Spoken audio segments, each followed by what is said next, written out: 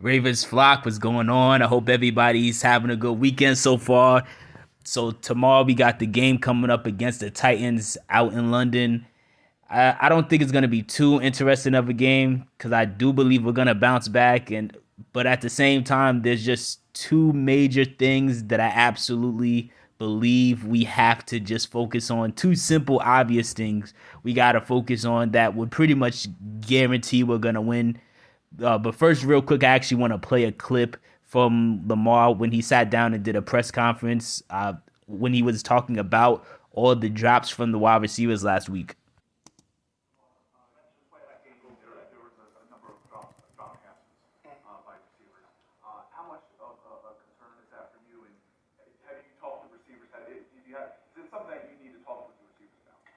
It's self-explanatory. I don't need to say anything. Those guys, they feel how I feel. They want to make a play. We haven't had that before. It was the first time it happened. It happened in a rival game, where we didn't want it to happen. But I believe our guys locked in right now, and they're gonna be better. So will I. Now, like most quarterbacks, Lamar's playing that role of like the politician where he's saying like the politically correct thing. And it must be remembered that when he says this has never happened before, that is cap. That is 100% cap.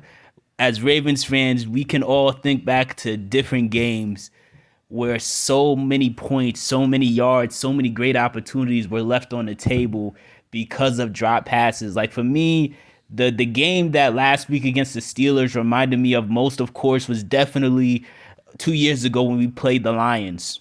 Now, in that game, we narrowly beat them. Obviously, Lamar made a great throw at the end of that game, and then Justin Tucker set the record for the longest field goal. But even in that game, it was a similar scenario. It was a team where we were clearly better than. We were the superior team. We weren't executing. We were letting them hang around. And again, the biggest issue was just dropping passes. Of course, obviously everybody attacked Hollywood Brown because his drops were the most noticeable. But at the same time, everybody in that game dropped. Sammy Watkins dropped what would have been a touchdown. Mark Andrews dropped a touchdown. And then obviously Hollywood. But again, the Steelers game that we just saw last week, it was very reminiscent of that. And I definitely think one of the biggest keys, one of the most obvious but still biggest keys that can't be emphasized enough is just simply catching the ball. I wanted to say execute, which I think still applies, but more than anything, just catch the ball, because as far as execution, we executed everything else. Like the receivers, they ran good routes. They created separation. They were in the right position. Todd Monken schemed them, had the right scheme. They were getting their opportunities. They were getting open. Lamar was putting those passes on the money. Everything else was being executed except catching the ball, which should have been the easiest part. But I do think that is still a reason to be optimistic, though, just because of the fact that Todd Monken's scheme so far is working. I don't think it's being mentioned enough. A lot of like analysts right now on all these sports shows, they keep saying that they don't see a difference between this and Greg Roman's offense. There is absolutely a difference. But again, a lot of these analysts, they're not watching Ravens games like that. So like we could see it, but they're not paying attention like that. Like when we had Greg Roman, obviously, there was several different issues, obviously. Number one being Greg wasn't coming up with a good scheme. He wasn't scheming people open. The field, they weren't really that spread out on the field. There wasn't a lot. The spacing was bad, so like it made it easier for defenses to just load up the box and try to stop our running attack. Greg wasn't trying to go out of his way to spread the ball around and get receivers more opportunities. It was more so just focused on Mark Andrews more than anything, and just the tight ends. Whereas now we really don't have those problems anymore. Like so far this year, we've used 11 personnel more than we ever did last year, or at least at a higher percentage than what we've done in the past several years. He's coming up with schemes that are more sophisticated. They're more spaced out on the field, which is allowing for more opportunities for Lamar and then the running backs to make bigger runs when necessary. the receivers are running good routes and they're getting opportunities. But again, the what's supposed to be the simplest part is just catching the ball, and they just came up short. They just kept dropping it. And it can't be understated. It can't be understated enough that if they just catch the ball, we're having a completely different conversation. If they just catch 2 or 3 of those passes last week, we're talking about like a 25-point blowout at that point. But that is also why I'm still very optimistic about this upcoming game, because I would hope that these receivers and the offense as a whole, everybody, the linemen, because Ronnie Stanley, he gave up a crucial sack, a strip sack last week. I would hope everybody still wants to come in London and make this like a serious bounce back game. Because again, at the end of the day, these players are competitors. They do have pride. So I do believe they're going to definitely go 10 times harder, especially now that they're getting clowned across the media and all their drops are literally being replayed over and over again on all these different sports shows. So I am expecting them to like really have a better outing than they did last week, especially since we're going to be going up and playing against a pretty mediocre Tennessee Titans team overall. Like on both sides of the ball, they're not that impressive. Even on the defensive side of the ball, like they may possibly be missing some people. Like Jeffrey Simmons, he had a limited practice, but I don't know if it's been like confirmed if he was going to play or not. But they're missing a cornerback. They're missing a linebacker. So in general, their team isn't too impressive. And then on top of that, they might be missing a few people. So I'm expecting our passing attack to really go have a really good day against them. And I definitely think there's a lot of reason for optimism, because again, we still have an opportunity to really get things clicking offensively. Especially at this time is going to be very important. Obviously, this is us going up against a long-time rival in the Titans. We all know like the history and how chippy it's been.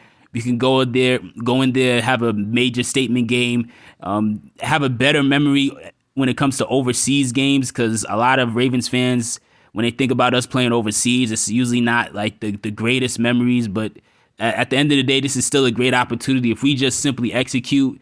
And if we give Gus Edwards the ball more, which I think is the number two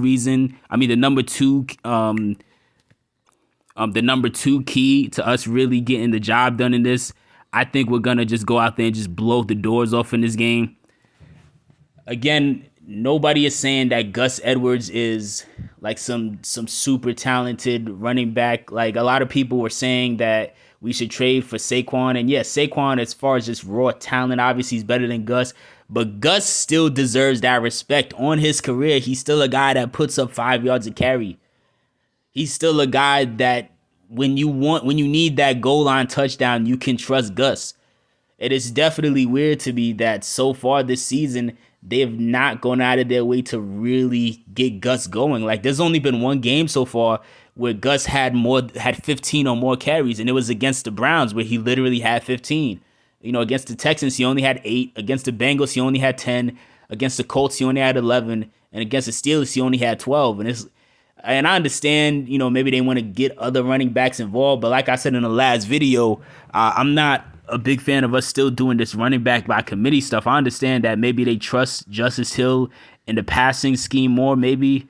But at the same time, when it's all said and done, Gus is still Mr. Reliable. Like I don't know why he's not getting 15 to 20 carries a game.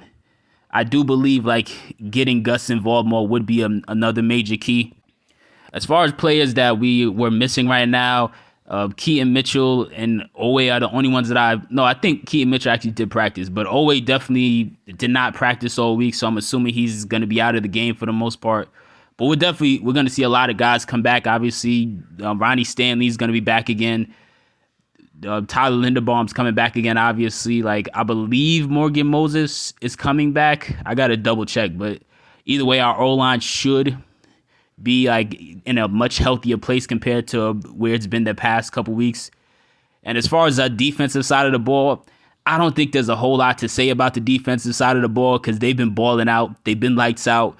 I don't think there's really much to worry about. when it comes to the defense right now. I think we've only given up like 4 offensive touchdowns in 5 weeks.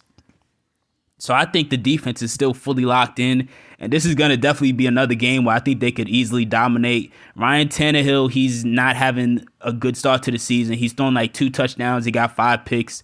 He's 30th in QBR. Like, the Titans as a whole, their offense hasn't scored a whole lot the past couple weeks. And then on top of that, Derrick Henry, who, we've known as a great running back this season, he's off to a terrible start. It's almost looking like maybe he's lost a step. Like, it's looking like he may be like on the downside of his career, where he's gonna start to fall off. And I still think we're gonna definitely be able to bottle him up pretty well. Him and his and the other running back, Tajay Spears, I think we'll be able to handle both of them. So again, I'm not too worried about the defense like that. Like, I still think they should maybe sit Marcus Williams and let him heal a little more.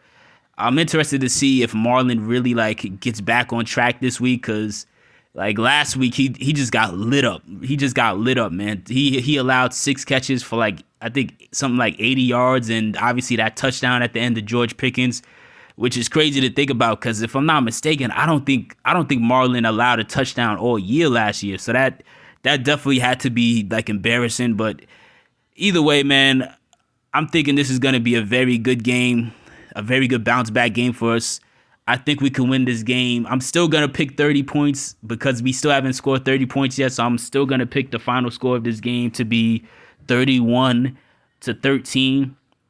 So we'll see how it goes. And we definitely got to make sure we get the job done in this game, because the next 7 weeks, these are all winnable games, obviously, but it's only going to get a little more challenging from there. But at least then we're going to have a stretch of home games. So that's going to be exciting to see. So let me know what y'all thoughts are in the comment section below. Let me know what y'all think the keys are going to be to us winning this game. And let me know what do you think the final score is going to be for this game.